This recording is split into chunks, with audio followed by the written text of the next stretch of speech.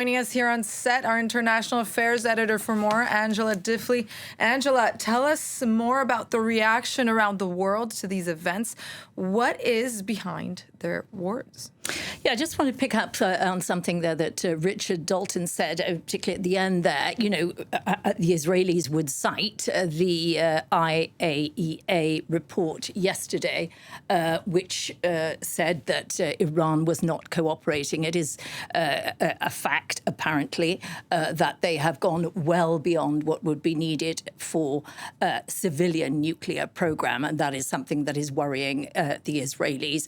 And that, if you like, came at a timely moment because the Israelis have long, it seems, had the intention to do something about it. The fact that that report came out yesterday certainly gave them useful, I would say, something like evidence. Richard Dalton takes a very different stand on that. In terms of reaction, if you look at Europe, because he talked about that, it is interesting. Back in October, when there was this exchange between Iran and Israel, the Europeans, Israel's allies, came firmly to Israel's aid, helped with their air defense, and that was under Joe Biden. It is noticeable that they are not informed this time and that they are very unsure about the whole operation. Both Germany, particularly France, and Britain have all called for a de-escalation.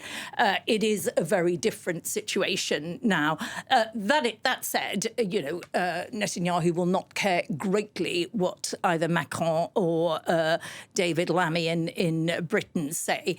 To move on to the US, Donald Trump's just been on Truth Social saying, I told them to make a deal, now some of them are dead, and more along the same lines. You know, Donald Trump did make clear he wanted to give diplomacy another chance. We know he had that phone call with Netanyahu. Netanyahu more or less told him, you know, we're planning to go ahead with this. And then it appears informed him just before they did go ahead. You know, Trump wanted diplomacy, he says, to be given another chance. He is not, by instinct, someone who is particularly war hungry. He is much more of a deals guy, as he says himself.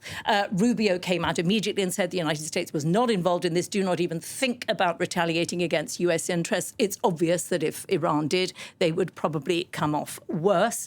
So the United States distancing themselves from this actual act. But very clearly, Donald Trump said beforehand, we cannot allow Iran to have nuclear weapons. And he made that absolutely clear. In terms of Saudi Arabia, Oman, Turkey, they've come out, condemned this, said it's in violation of international law, as we were just hearing there. It shouldn't be ignored the fact that some countries in the region will be quietly pleased to see Iran's nuclear capacity severely diminished. You know, there is what people are saying and what they think behind the scenes. That said, Saudi Arabia, oil markets in turbulence now, this whole region looking so dangerous. Nobody can be very pleased by this.